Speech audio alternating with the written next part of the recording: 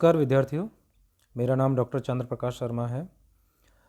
BA first year में second paper के लिए कहानी चयनिका की जो पुस्तक चलती है उसमें से अपने कहानियों के अध्याय चल रहे हैं। पिछली जो कहानी थी उसको पूरा करने के बाद आज की कहानी है मोहन राकेश की मलबे का मालिक। मलबे का मालिक कहानी को समझने और उसके कथानक को जानने से पहले मैं यहाँ परिचय करा देना चाहता हूँ कहानी के लेखक मोहन राकेश का। इनका जन्म 1925 ईस्वी में हुआ और देहावसान 1972 ईस्वी में हुआ। हिंदी के नाटक और कहानी लेखन में इनकी बड़ी ही ख्याति रही। आधुनिक कहानियों के लेखन में इनका बहुत ही बड़ा योगदान माना जाता है और मलबे का मालिक कहानी इनकी बड़ी ही प्रसिद्ध कहानी रही है, जो कि भारत और पाकिस्तान के विभाजन पर जो स्थितियां बनी और उसके उपरांत कैसी मन स्थिति सामान्य जन में हुई उसको हमारे सामने रखती है। हिंदी गद्य साहित्य को आधुनिक परिवेश से जोड़कर आज के जीवन की संवेदनाओं का यथार्थ चित्रण करने वाले साहित्यकार कहे जाते हैं मोहन राकेश। नई कहानी के जो संस्थापक थे उनमें से एक मोहन राकेश भी हैं। इनकी कहानियों में तकनीक के हिसाब से बहुत ही अच्छे प्रयोग किए गए हैं और नाटक विधा में इनके नाटकों ने बड़ी ही अच्छी प्रसिद्धि प्राप्त की। इनका जन्म 8 फरवरी 1925 ईस्वी में अमृतसर में हुआ। इनके पिता श्री करमचंद गुगलानी पेशे से वकील थे और साहित्य और संगीत में विशेष रुचि रखते थे। इन्होंने लाहौर के ओरिएंटल कॉलेज से शास्त्रीय परीक्षा उत्तीर्ण करने के बाद संस्कृत और हिंदी दोनों विषयों में एमए किया। शिक्षा प्राप्ति पर इन्होंने अध्यापन कार्य प्रारंभ किया। मुंबई, शिमला, जालंधर और दिल्ली विश्वविद्यालय में अध्यापन कार्य कराने के पश्चात इन्होंने अपने अनुभव को कहानी लेखन की दिशा में आगे बढ़ाया। प्रसिद्ध कहानियों की अगर बात करें तो मोहन राकेश की मलबे का आदमी, एक और ज़िंदगी, आद्रा, फौलाद का आकाश, जानवर और जानवर, मिस पाल, ये इनकी प्रसिद्ध कहानी है। नई कहानी के सूत्रधार के रूप में मोहन राकेश को जाना जाता है।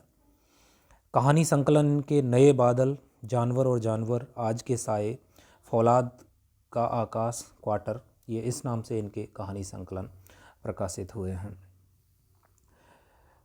अध्यापक का कार्य इनको अपनी प्रकृति के अनुकूल नहीं लगा और इन्होंने हिंदी के अनेक पत्र पत्रिकाओं का संपादन करना प्रारंभ किया और अध्यापक जो वृत्ति थी, जो काम था, उसे इन्होंने छोड़ दिया और स्वतंत्र रूप से पत्र पत्रिकाओं में संपादन का कार्य करने लगे। नाटक की भाषा पर कार्य करने के लिए इन्हें नेहरू फेलोशिप प्रदान की गई और नाटक के क्षेत्र में आज भी इन्हें बड़ा ही अच्छा साहित्यकार माना जाता है। 1972 में इनका असामयिक निधन हो गया। मोहन राकेश की ख्याति, जैसा मैंने पहले बताया, नाटककार के रूप में बड़ी ही विशिष्ट रही है। आषाढ़ का एक दिन 1958 ईस्वी में प्रकाशित हुआ। लहरों के राजहंस 1963 ईस्वी में प्रकाशित हुआ। आधे अधूरे जो 1969 में प्रकाशित हुआ, बहुत ही प्रसिद्ध नाटक रहा और विभिन्न संस्थाओं के द्वारा इन्हें विभिन्न अवसरों पर रंगमंच पर मंचित किया गया। आधे अधूरे नाटक का आज भी हिंदी साहित्य में बड़ा ही योगदान माना जाता है और आज के वर्तमान युग के जो जीवन में अधूरापन है उसे प्रकट करने के रूप में इस नाटक की बड़ी ही ख्याति है। नाटककार के रूप में तो ख्याति प्राप्त है ही मोहन राकेश को। इसके अलावा हम देखें तो उपन्यास, कहानी, निबंध, यात्रावृत्त और आत्मकथा जैसी गद्य विधाओं में भी इन्होंने अपनी लेखनी से साहित्य को समृद्ध किया है। आधुनिक जीवन बोध से मंडित इनकी कहानियाँ, उपन्यास हमें जीवन के विभिन्न पहलुओं से जोड़ती हैं, उनकी जानकारी देती हैं।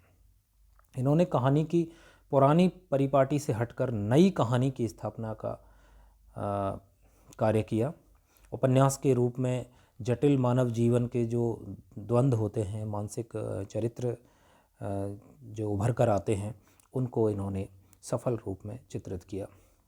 यात्रावृत्त जो गद्य की एक विधा है, उसे नए रूप में, नए धरातल के साथ, नए दृष्टिकोण के साथ प्रस्तुत करने के लिए भी इनका योगदान बड़ा ही सराहनीय रहा है। नाटकों के नाम जैसा कि मैंने पहले बताया, आषाढ़ का एक दिन, लहरों के राजहंस, आधे अधूरे, अंडे के छिलके, ये इनके नाटक रहे हैं। कई नाटक ऐसे हैं जो इनके अप्रकाशित रहे। अंधेरे बंद कमरे, न आने वाला कल, अंतराल, नीली रोशनी की बाहें इनके प्रसिद्ध उपन्यास हैं। परिवेश व बकलम खुद इनके प्रसिद्ध निबंध संग्रह हैं। और आखिरी चट्टान इनका प्रसिद्ध यात्रावृत्त है। मोहन राकेश के बारे में जो कहा जाता है कि उनका लेखन सधा हुआ और बड़ा ही उच्च कोटि का रहा है।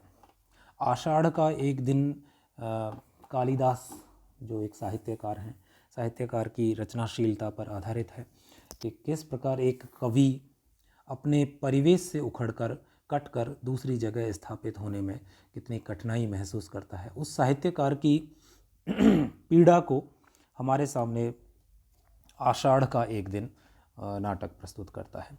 उसी प्रकार लहरों के राजहंस में नंद और सुंदरी की महात्मा बुद्ध के परिप्रेक्ष्य में कथा प्रस्तुत की गई है।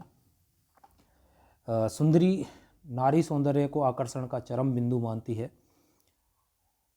और सौंदर्य के अहम से ग्रस्त रहती है, लेकिन नंद अपनी अनिंद्य सुंदरी पत्नी के प्रति आकृष्ट भी रहता है, किंतु वह बौद्ध धर्म के प्रति धीरे धीरे आकृष्ट होता चला जाता है और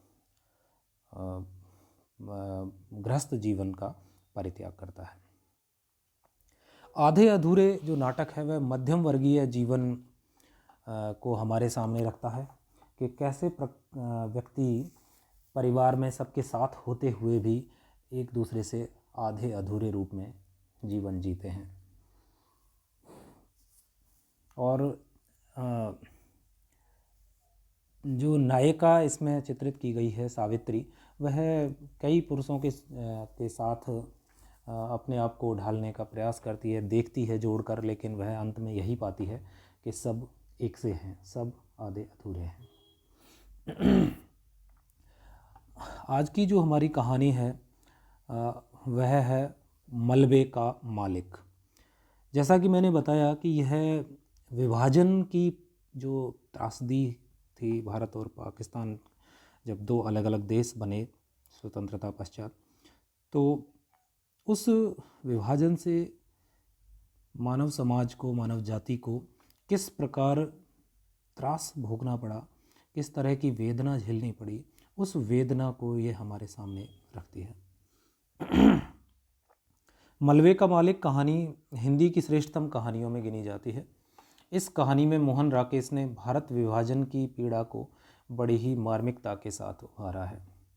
भारत विभाजन पर जितनी भी कहानियाँ लिखी गई हैं उनमें मंटो की टोबा टेक सिंह और मोहन राकेश की मलबे का मालिक कहानियों को बड़ी ही प्रतिष्ठा प्राप्त हुई है। मलबे का मालिक जो कहानी है उसका कथानक कुछ इस प्रकार का है।